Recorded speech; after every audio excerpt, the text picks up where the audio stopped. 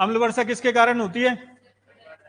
Sulphur dioxide और nitrous oxide. कौन सा हो जाएगा?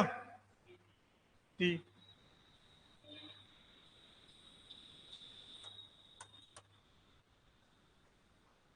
प्रकाश रासायनिक धुंध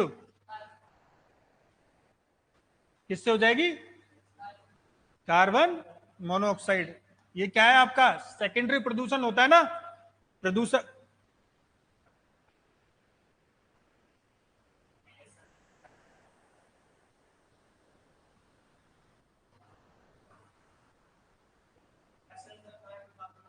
अच्छा सॉरी सॉरी, सही है। अम्ल वर्षा किसके कारण? सल्फर डाइऑक्साइड कारण। ओजोन परत क्षरण, क्लोरोफ्लोरो, ठीक है। हीमोग्लोबिन के साथ संयोजन, ये कार्बन मोनोऑक्साइड। हाँ ये बिल्कुल सही है, लगा लेना आंसर।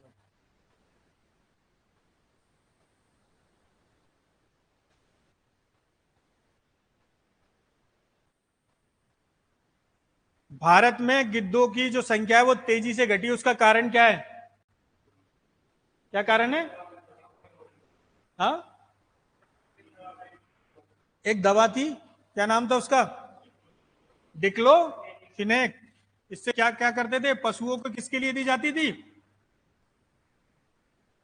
भाई भारत में ये जो दवाई पशुओं को दर्द निवारक के रूप में दी जाती थी, और इसको जब गिद्ध पशु मर जाते थे और गिद्ध इसको खाते थे तो गिद्धों की क्या है? मृत्यु हो जाती थी। तो इसी को प्रतिबंधित भी किया हुआ है अब। क्या ये दवाई बंद भी है, ठीक है। ध्वनि प्रदूषण को मापने हेतु निम्नलिखित में से किस इकाई का प्रयोग किया जाता है? सबको पता है, किसमें? डेसिबल।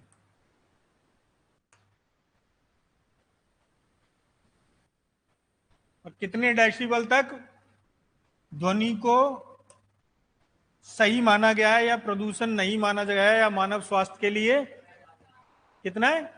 45 dB, ठीक है। 45 dB तक अगर ध्वनि की क्या है? तीव्रता है, तो वो मनुष्य के लिए क्या है? हानिकारक नहीं है। बताओ, ग्रीन मफलर किससे संबंधित है? वायु प्रदूषक से। और बताओ कौन बताएगा? मृदा प्रदूषण से। किससे संबंधित है? ध्वनि प्रदूषण से। ग्रीन मफलर मतलब आप देखते हो रोड के साइड जो पेड़ लगाए जाते हैं वो क्या है? ग्रीन मफलर का ही वो है, ठीक है। वो क्या करता है कि जो जो पेड़ पौधे होते हैं वो क्या करते हैं? आपकी जो ध्वनि तरंगे हैं उनको क्या करती है? अवशोषित करती है, ठीक है। इसलिए चारों तरफ पेड़ लगाए जाते हैं। और इसी को क्या कहा गया? Green muffler. Red data book का संबंध है विलुप्त के संकट से ग्रस्त जीव जंतुओं का। कौन निकालता है रेड डाटा बुक? कौन निकालता है? आईयू। कब हुई थी आईयूसीएन की स्थापना? 1900। टाइम खेल लें।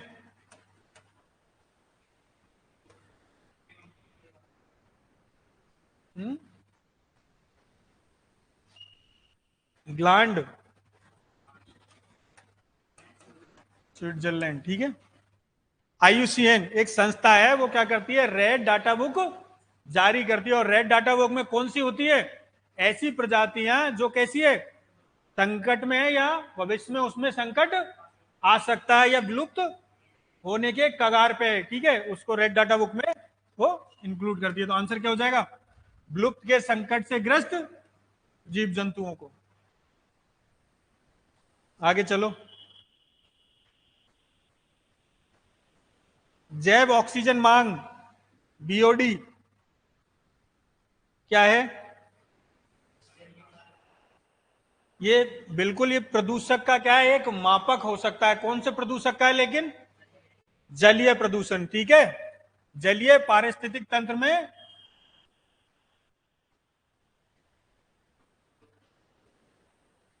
जलीय पारिस्थितिक तंत्र में किसकी माप करते हैं हम लोग? ऑक्सीजन की। क्या होता है बीओडी? देखो, एक तो होता है आपका डीओ, होता है घुलित ऑक्सीजन, भाई ये किसी भी जल में जो ऑक्सीजन की जो मात्रा है उसको क्या करता है भाई, डीओ का मतलब है कि जल में कितनी ऑक्सीजन घुली हुई है। अब बीओडी क्या होता है कि किसी भी जो आपका जो जैविक पदार्थ हैं उनको अपघटन के लिए जो किसकी आवश्यकता होती है, ऑक्सीजन की आवश्यकता होती है, तो उसको क्या कहा जाता है, बीओडी। किसी भी जीव को रासायनिक अपघटन के लिए ऑक्सीजन की जो मात्रा होती है उसी को क्या कहा जाता है, जिस ऑक्सीजन की जिस मात्रा की आवश्यकता होती है उसको क्या कहा जाता है, बायोलॉजिकल ऑक्सीजन डिमांड। अब मान लो यदि बीओडी अधिक होगी तो डीओ क्या होगा, कम होगा। इसका मतलब क्या है भाई, मान लो जल में ऑक्सीजन घुलनशील है और उसमें रहने वाले जो जीव हैं उनकी क्या है, बीओडी अधिक है, तो ये डीओ कम हो जाएगी, नहीं हो जाएगी, हो जाएगी ना। तो ये क्या होता है, जहां डीओ बीओडी अगर अधिक है तो डीओ क्या हो जाता है, ऑटोमेटिक कम हो जाता है। और वो किसका सूचक होता है, जलीय प्रदूषण का। किसका सूचक होता है, जलीय प्रदूषण का। जैसे आप लोगों ने बहुत बार देखा होगा, जलकुंभी की बात करते हो आप, क्या है जलकुंभी, जलीय प्रदूषण का एक मापा, वही तो है। उसकी वजह से क्या होता है, उसकी वजह से जो जल में रहने वाले जीव जंतु हैं वो मर जाते हैं, क्योंकि उनको ऑक्सीजन की कमी हो जाती है, क्योंकि उस ऑक्सीजन का उपयोग कौन कर रहा है, जलकुंभी। ठीक है, आगे चलो। अम्लीय वर्षा होती है,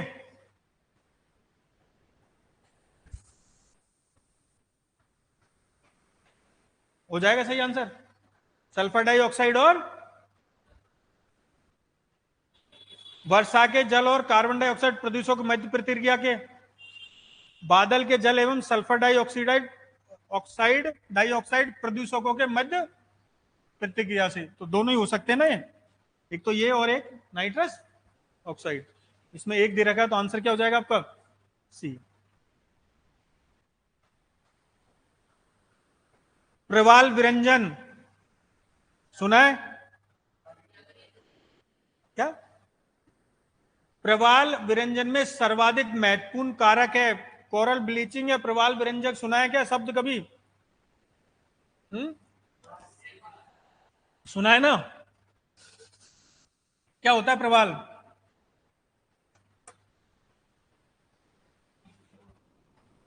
प्रवाल क्या है, जीव है, जंतु है, पौधा है, पक्षी है, क्या है,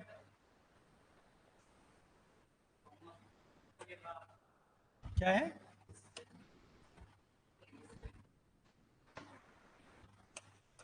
प्रवाल क्या है,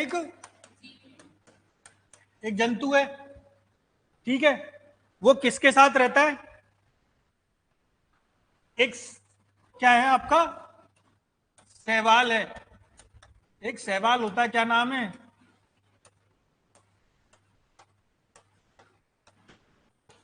मतलब जो प्रवाल आपका होता है वो कहां पे, ऐसे समुद्र में जो कैसा होता है, स्वच्छ जो समुद्र होता है जिसमें ना तो टेम्परेचर बहुत ज्यादा कम हो या ना टेम्परेचर बहुत ज्यादा ज्यादा हो, ऐसे किसमें, ऐसे पानी में या ऐसे महासागरों में क्या होता है, प्रवाल जंतु पाया जाता है। वो क्या होता है, प्रवाल जो जंतु है वो किसके साथ रहता है, शैवाल के साथ। शैवाल एक, सॉरी, जुजनथैलो नामक एक शैवाल है, एक प्रजाति है। वो क्या होता है कि शैवाल के साथ सहजीवता समझते हो, एक दूसरे के साथ रहना, ठीक है। तो क्या होता है कि जो प्रवाल के ऊपर चिपका हुआ रहता है कौन, जुजनथैलो, और इसका कलर कैसा होता है जुजनथैलो का, ग्रीन। प्रवाल जर्नली जो आपका होता है वो कैसे कलर का होता है, व्हाइट कलर का, ठीक है। लेकिन इसके चिपके रहने से इसका रंग कैसा हो जाता है, ग्रीन हो जाता है। और ये आपको क्या करता है, इसी ग्रीन होने के कारण ये क्या करता है, प्रकाश संश्लेषण से प्रवाल को क्या मिलता है, भोजन मिलता है। तो सहजीवता कैसे हुई कि जो शैवाल है वो प्रवाल को क्या देता है, भोजन देता है, और प्रवाल शैवाल को क्या देता है, आवास, ठीक है। प्रवाल क्या देता है उसको, एक दूसरे पे डिपेंडेंट है। लेकिन जैसे ही आपका क्या होता है, जैसे ही अगर मान लो आपके समुद्र का टेम्परेचर या समुद्र के पानी का क्या हो जाता है, ताप अधिक हो जाता है, तो इस जुजनथैलो की क्या हो जाती है, जुजनथैलो में दो चीज होती है, या तो ये क्या करता है, इस प्रवाल से दूर हट जाता है, या फिर इसके ऑक्सीकरण की डिमांड इतनी बढ़ जाती है कि ये जोजेंथेलो नामक जो शैवाल है वो मर जाता है ना। तो इसका कलर जब इसको हट जाओगे तो वापस कौन से कलर में आ जाता है? व्हाइट कलर में। इसी को क्या कहा गया है? प्रवाल। समझे बात को? नहीं समझे भाई? जो उसका नॉर्मल जो कलर था वो कैसा था? सफेद। लेकिन इसके ऊपर कौन चिपका हुआ है? शैवाल। वो कैसा कलर का है? ग्रीन। इसके कारण इसका रंग कैसा दिखता है? ग्रीन। लेकिन समुद्र में प्रदूषण या और कारणों से या उसका ताप बढ़ने से क्या होता है, ये जो आपका जोजेंथेलो नामक जो शैवाल है वो मर जाता है, या प्रवाल से क्या हो जाता है? दूर हट जाता है, जिसके कारण ये वापस कौन से कलर में चल जाता है? अपने स्वाभाविक कलर में, व्हाइट कलर में। इसी को क्या कहा जाता है? प्रवाल विरंजन। अब देखो, ये कह रहा है कि कौन से महत्वपूर्ण कारक है। देखो, चारों के चारों रीजन हो सकते हैं। अगर आपसे ये क्वेश्चन ऐसा पूछता है कि निम्नलिखित में से कौन सा प्रवाल विरंजन का कारण है, और ऐसे पूछता है ए में 1 2 3 4, तो आप चारों के चारों इसको कर सकते थे। लेकिन इसने पूछा है इनमें से सबसे महत्वपूर्ण कारक कौन सा है, तो सबसे महत्वपूर्ण कारक है ग्लोबल वार्मिंग, जिससे क्या होता है? समुद्रों का ताप बढ़ता है। ठीक है। सबसे बड़ी प्रवाल भित्ति कहां पे है? ऑस्ट्रेलिया में। क्या नाम है? Great barrier reef. प्रवाल के बारे में पढ़ लेना, ये भी एक अच्छी चीज। भारत में नीचे वाला क्वेश्चन है, बताओ।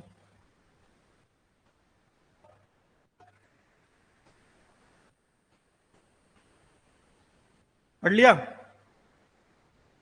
कौन कौन सी प्रवाल है? अंडमान निकोबार द्वीप, कच्छ की खाड़ी, मन्नार की खाड़ी और सुंदरवन। कहां का प्रवाल पाए जाते हैं?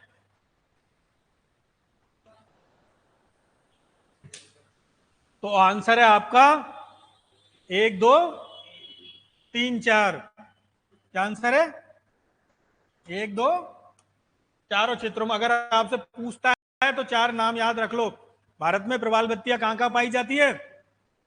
अंडमान निकोबार द्वीप, कच्छ की खाड़ी, लक्षद्वीप। हाँ, क्या? मैंने नहीं कहा बड़ी कौन सी है छोटी कौन सी, मैंने कहा भारत में कहां कहां पाई जाती है। तो चार चीजें याद रखनी है भाई। भारत में कहां कहां प्रवाल बत्तियां पाई जाती है ना, तो वो।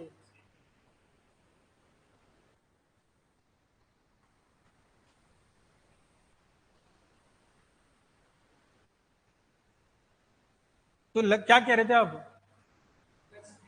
तो ये मन्नार की खाड़ी है ना? हाँ, उसी का तो पार्ट है उसमें। हाँ, वैसे भी लक्षद्वीप आपका कैसा प्रवाल भित्ति से निर्मित द्वीप ही तो है ना? बताओ, राष्ट्रीय उद्यान कितने थे टोटल? अभी तो बताया था आप लोगों ने, 106। राजस्थान में 3। तो बनने वाला तो बात करेंगे। अभी बताओ, इनमें बांदीपुर कर्नाटक में है या नहीं है? बिल्कुल। कौन सा गलत है ये पूछा है? राजा जी उत्तराखंड में ही है। सिमलीपाल सही है। पिन वैली केरल में, पिन वैली हिमाचल में,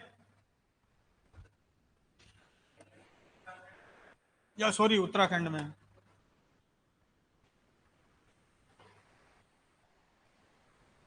जैव विविधता आगे चलो।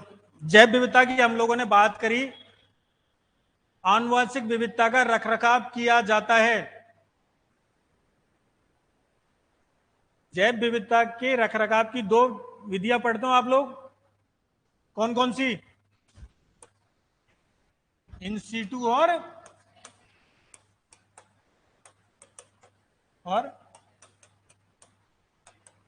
इन सीटू क्या होता है?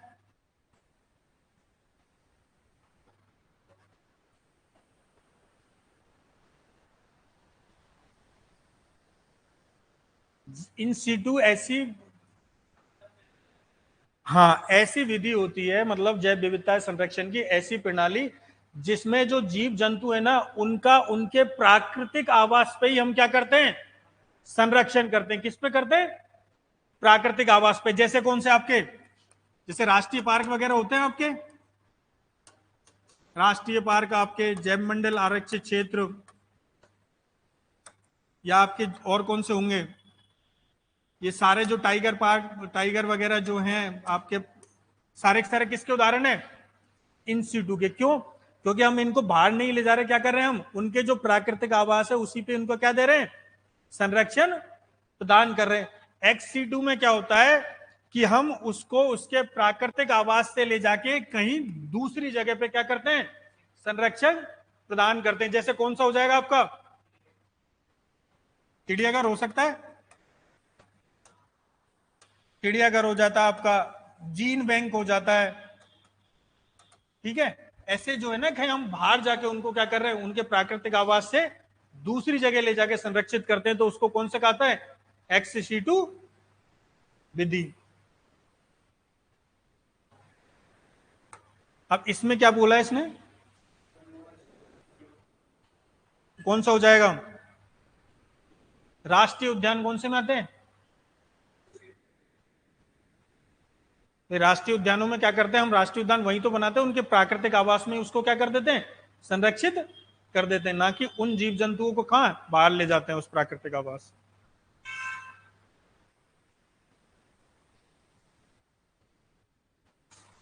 आगे चलो। व्यवस्थित क्रम में जमाना है।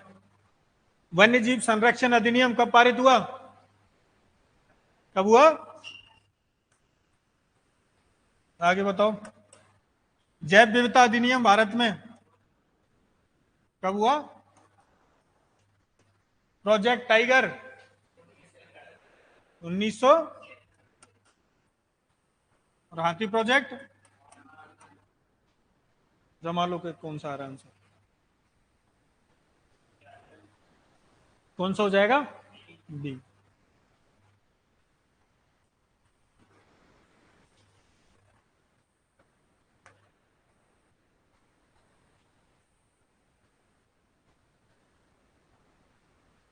जैव विविधता को अधिकतम संकट है,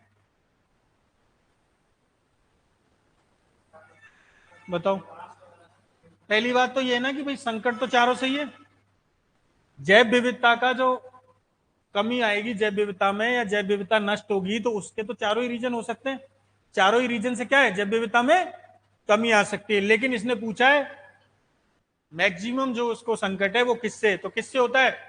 उनका जो प्राकृतिक आवास विनाश होता है, तो उससे आपके क्या होती है? जैव विविधता को संकट होता है।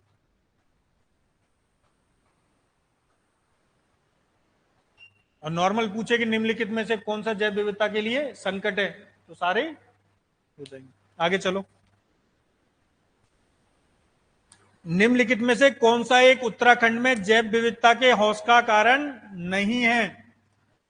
कौन सा नहीं होगा?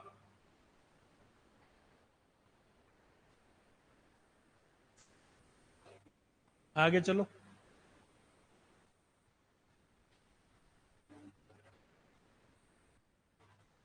कौन सा एक ओजोन का अपक्षय करने वाले पदार्थों के प्रयोग पर नियंत्रण करने और उन्हें चरणबद्ध रूप से प्रयोग करने के मुद्दे से संबंधित है? बाह्य प्रयोग, बाह्य करने से मतलब प्रयोग से हटाने से संबंधित है। कौन सा है? सबको पता है। ओजोन परत के संरक्षण से रिलेटेड कौन सा प्रोटोकॉल है? Montreal protocol. कब हुआ था लागू?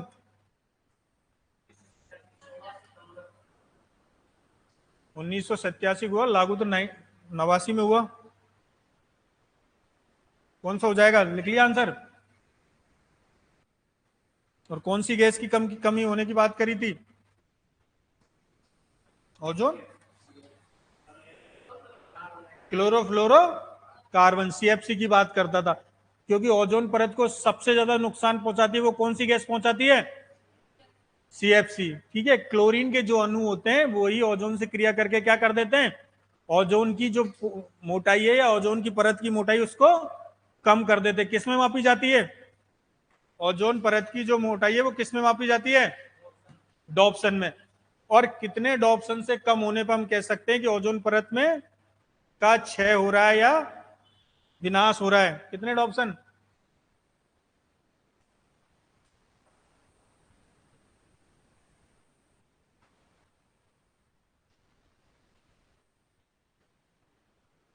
कितने ऑप्शन?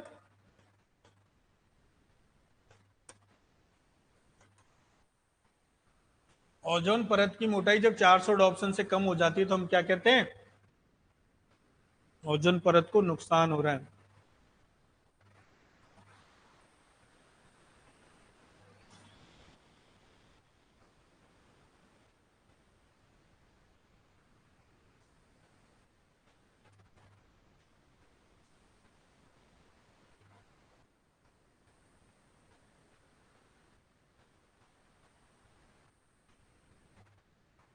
बताओ।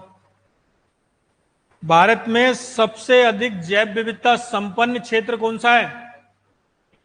पश्चिमी घाट। क्या है आपका हॉटस्पॉट है ना? तो कौन सा हो गया? कौन कौन सा हॉटस्पॉट है इंडिया में? पूर्वी घाट,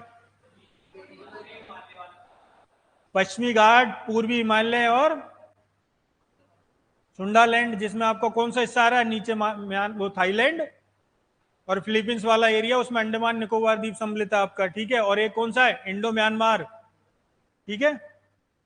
इंडो म्यांमार और जो आपका सुंडालैंड है उसमें क्या आंशिक है। बाकी दो भारत में अगर पूर्ण रूप से पूछे तो कौन सा हो गया आपके? पश्चिमी घाट और पूर्वी हिमालय। और पूरी दुनिया में कितने जैव विविधता हॉटस्पॉट? कितने? 36, ठीक है। आगे चलो। ये तो कर ही लिया हम लोगों ने अभी। ओजोन परत के लिए कौन सा गैस हानिकारक है? Chlorofluoro carbon. ये भी सेम क्वेश्चन ही आगे के दोनों। चलो लगा लो इनका आंसर। आगे चलो। कार्बन क्रेडिट का दृष्टिकोण किसमें शुरू किया गया था? किसमें आई थी कार्बन क्रेडिट, कार्बन ट्रेडिंग जो अवधारणा थी वो किसमें आई थी? क्योटो प्रोटोकॉल किसमें आई थी? कब हुआ था क्योटो प्रोटोकॉल? 19। और क्या है कार्बन क्रेडिट है क्या?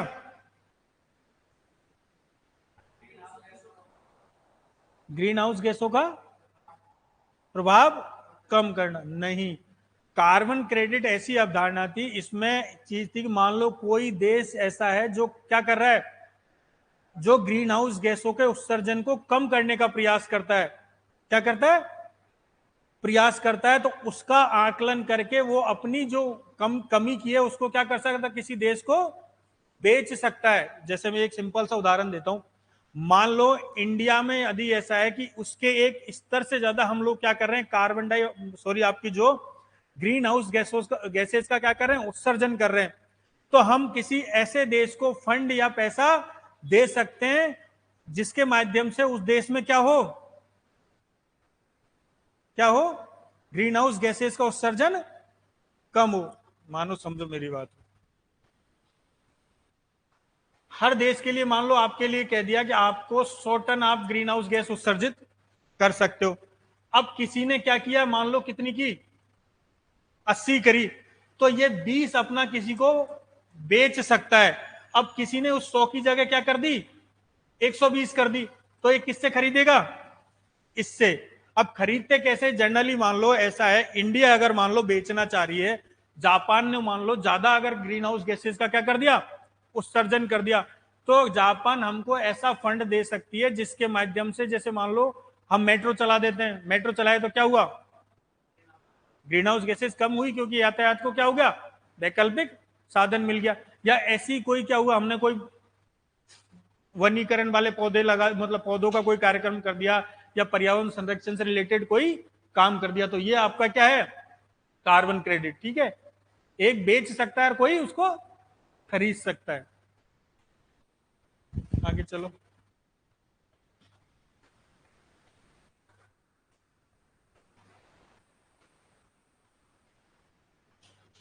वन्य जीव अभ्यारण्य कितने? 500। सही है। राजस्थान में कितने? कितने? 27। राष्ट्रीय पार्क? सही है। टाइगर रिजर्व इंडिया में कितने? 54 हो गए ना? नहीं नहीं, ये अपडेटेड डेटा है। मैं तो नेशनल वो जो टाइगर कंजर्वेशन अथॉरिटी की वाली साइट 53 ही है, अभी उसका नोटिफाई नहीं हुआ वो। ठीक है, कितना है? 53। और बन बन गया है या बन जाता है तो देख लेना, उसको अपडेट कर लेना। राजस्थान में कितने टाइगर रिजर्व? 4। कौन कौन से? सरिस्का और रणथंभौर और दारामुकंद। जैव मंडल आरक्षित क्षेत्र कितने हैं? लगा लो ABCD चारों। राजस्थान राज्य जैव विविधता बोर्ड की स्थापना कब की गई? कब की गई? 2010 में। अमृता देवी बिश्नोई स्मृति पुरस्कार किस क्षेत्र में दिया जाता है? पर्यावरण संरक्षण के क्षेत्र में। कब से प्रारंभ हुआ है? कब से बताओ? 1994।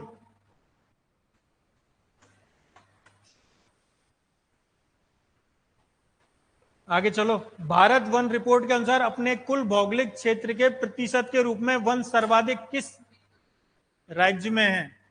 सबको पता होगा किसमें?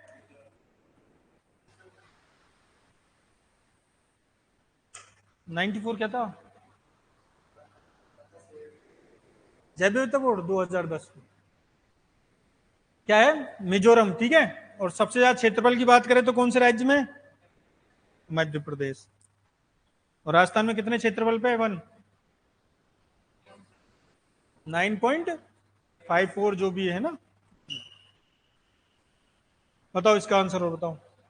भारत के एक विशेष राज्य में निम्नलिखित विशेषताएं, ऐसा कौन सा स्टेट है बताओ जिसमें ये विशेषताएं आपकी दो? यह उसी अक्षांश पर स्थित है जो उत्तरी राजस्थान से होकर गुजरती है। इसका लगभग 80% क्षेत्र वन आच्छादित है। कौन सा हो सकता है? देखो, हिमाचल और उत्तराखंड तो होगा नहीं है। राजस्थान वाला अक्षांश पे ही है? नहीं है। इन दोनों में से बताओ कौन सा है? अरुणाचल प्रदेश है ना। लगभग कितना? 79 पॉइंट कुछ। इसका क्या है? 1 है।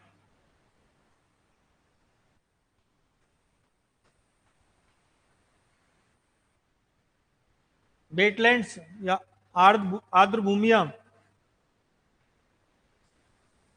पता है सबको कौन सी होती है?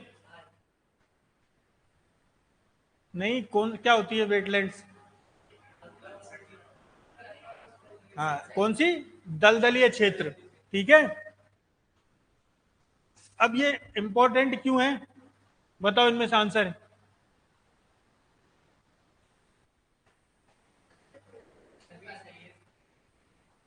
पोषक पुनरावृत्ति एवं चक्रण हेतु, पुनर्प्राप्ति एवं चक्रण हेतु, पौधों द्वारा अवशोषण के माध्यम से भारी धातु को अवमुक्त करने हेतु, तलछट रोककर नदियों का गादीकरण करने हेतु।